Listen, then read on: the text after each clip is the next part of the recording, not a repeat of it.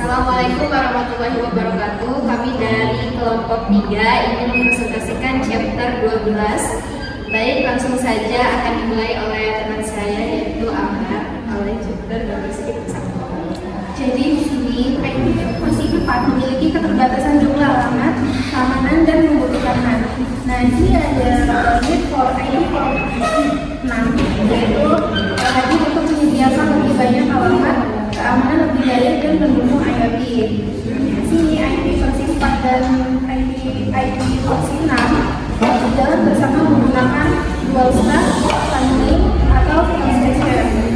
Juga ada IP versi 6 address transfer, yaitu di mana alamat IP versi 6 terdiri dari 128 bit yang ditulis dalam 8 blok hexadecimal. Sini juga ada IP versi 6 ada format untuk penulisannya yaitu XXX 2 misalkan kayak gitu. Selanjutnya ada only leading jelas yaitu 0 di depan setiap blok dapat digunakan. Dan sini ada double colon yaitu beberapa blok 0000 yang berurutan dapat disingkat menjadi 2 tetapi hanya boleh digunakan satu kali dalam satu kalimat. Selanjutnya dibacakan oleh teman saya.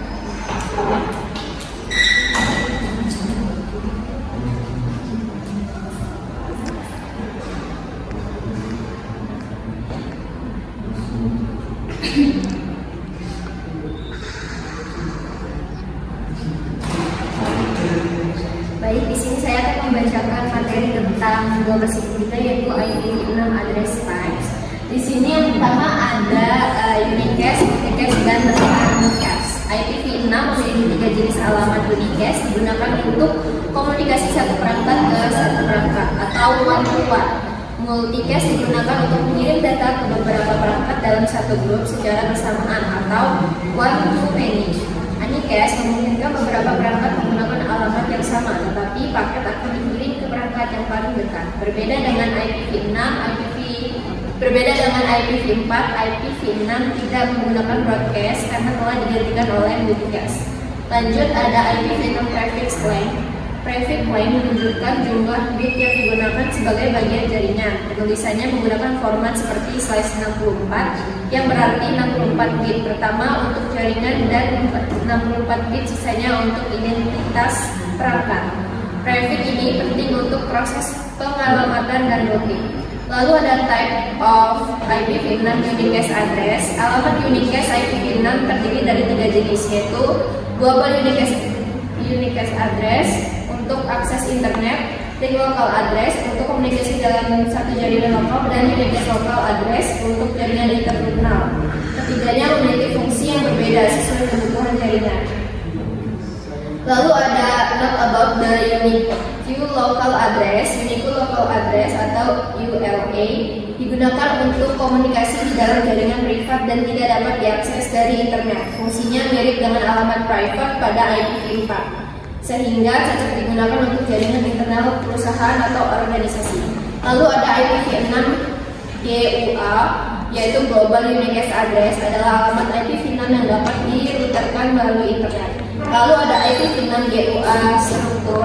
Struktur GUA terdiri dari Global Routing Prefix, Subnet ID, dan Interface ID. Lalu ada IPv6 LLA, Link Local Address, adalah alamat yang otomatis dimiliki setiap perangkat IPv6 dengan prefix FE80.2.2/10. Lalu di 12.4 ada GUA dan LLA Static Configuration.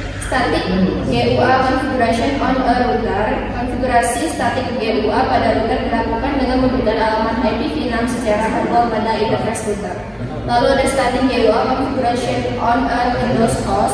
Pada komputer Windows, alamat IPv6 GUA dapat dikonfigurasi secara manual melalui pengaturan jaringan. Lalu ada static konfigurasi of link local unicast address. Link local address juga dapat dikonfigurasi secara manual, meskipun biasanya dibuat otomatis.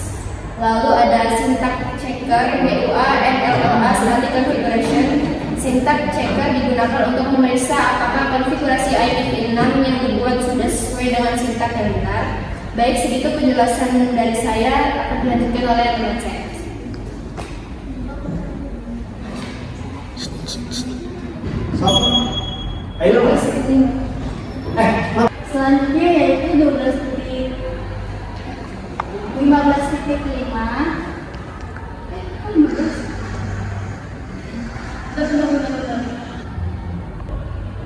Selanjutnya yaitu 12.5, yaitu dynamic addressing for IPv6 GUAS. Pengertian dari IPv6 GUAS adalah Internet Protocol versi 6 generasi terbaru dari IP. Lalu GUA adalah Global Unicast Address, yaitu alamat IP6 yang digunakan di internet publik. Jadi setara dengan IP publik di IPv4. Lalu dynamic address IPv6 adalah cara pemberian alamat IP secara otomatis. Jadi digunakan agar perangkat tidak perlu setting manual. Metode utamanya yaitu SLAAC, dan DHCP6, lalu stateful DHCP-V6.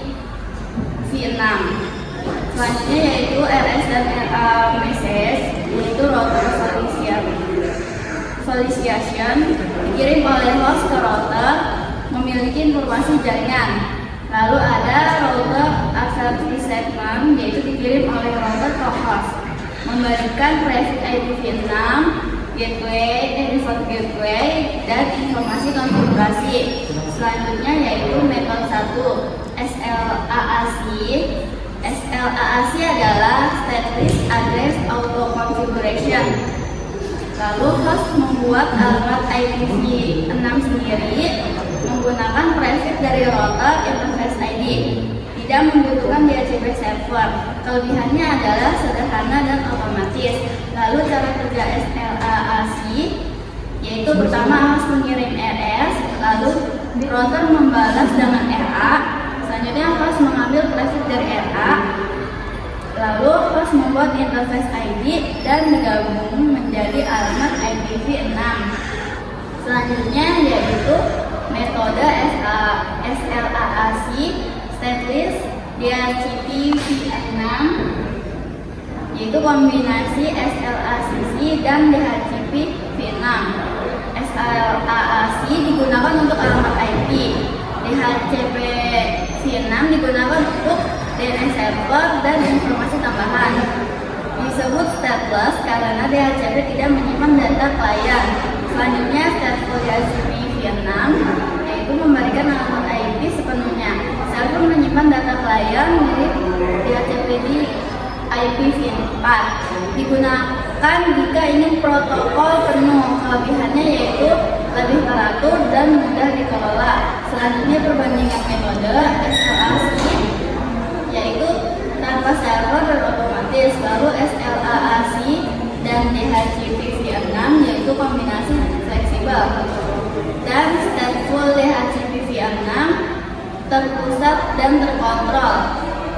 Selanjutnya yaitu YUI 64 versi random digunakan untuk membuat interface ID.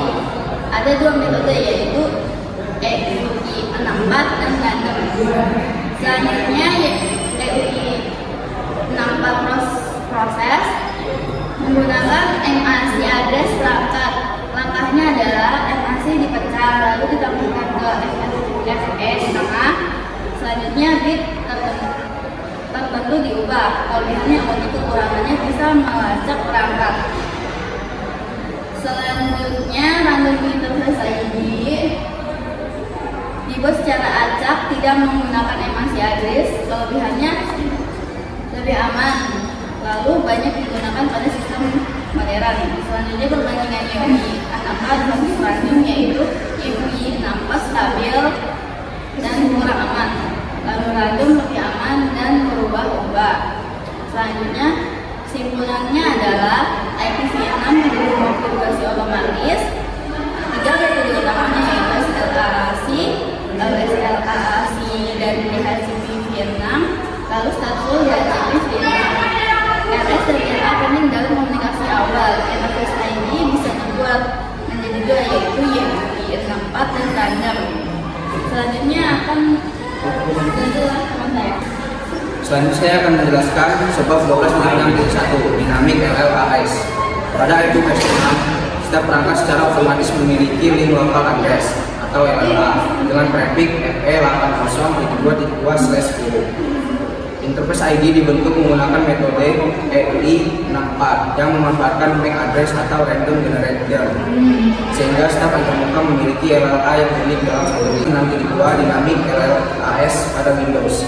Windows membentuk LLA dengan metode yang sama seperti pembentukan Global Unicast Address atau GUA melalui SLAAC. Jika GUA menggunakan LE64, LLA juga menggunakan LE64 ditandai pola FF.2FE. Sebaliknya, jika GUA dibuat secara acak, LLA juga menggunakan interface ID acak. 12.6.3 dinamik LLAS pada Cisco router. Cisco IOS secara otomatis membuat LLA saat GUA dikonfigurasi menggunakan metode EI64. Pada antarmuka serial yang tidak memiliki MAC address, Cisco meminjam MAC address dari antarmuka Ethernet pertama, sehingga LLA serial dapat sama dengan LLA Ethernet. Karena LLA hanya harus unik dalam satu link, kondisi ini diperbolehkan. Dalam praktiknya, administrator sering menggunakan LLA statis agar lebih mudah dikenali. Terus 12.6.4 verifikasi konfigurasi alamat IP versi 6. Verifikasi dilakukan menggunakan show IP versi 6 interface script untuk melihat LLA, GUA, dan status antarmuka. Show IP versi 6 root untuk memeriksa table routing, serta ping untuk menguji konektivitas. Saat melakukan ping ke LLA router, Cisco IOS meminta administrator menentukan exit interface karena LLA hanya berlaku pada link lokal. 12.6.5 sintak cek verifikasi konfigurasi alamat IP versi 6. Sintak checker melatih administrator menggunakan perintah show IP versi 6 interface script untuk memastikan seluruh alamat IP versi 6 telah dikonfigurasi tampil dengan benar serta seluruh antarmuka berada dalam kondisi aktif. Kajian ini menekankan pentingnya penguasaan perintah verifikasi dalam administrasi jaringan IP versi 6. Selanjutnya akan dijelaskan teman saya.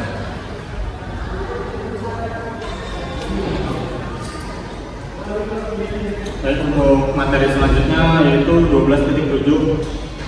12.7.1 Assigned IP V6 multicast. Definisinya alamat yang dicadangkan khusus untuk grup perangkat tertentu.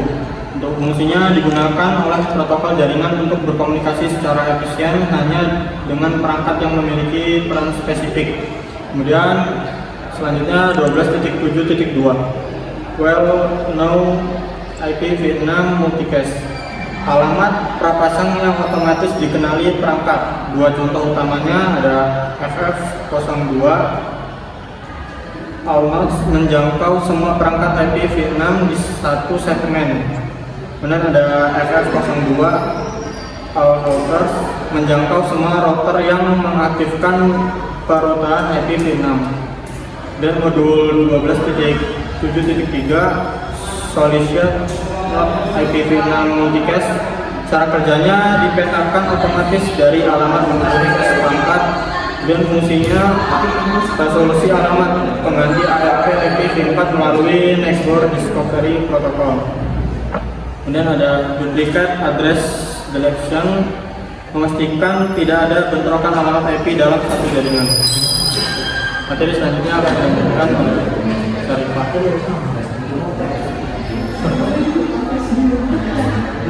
Oke, selanjutnya saya akan membahas materi mengenai subnetting dan konfigurasi IPv6. Pertama, pada subnet menggunakan ID subnet, subnetting IPv6 jauh lebih mudah dibandingkan IPv4. Kita tidak perlu meminjam bit host karena IPv6 sudah menyediakan bagian ID subnet 16 bit khusus yang terletak di antara global routing traffic dan interface ID. Kedua, untuk contoh subnettingnya, dengan ID subnet 16 bit ini, organisasi yang memiliki prefix /48 bisa membuat hingga 65.536 subnet bertipe /64.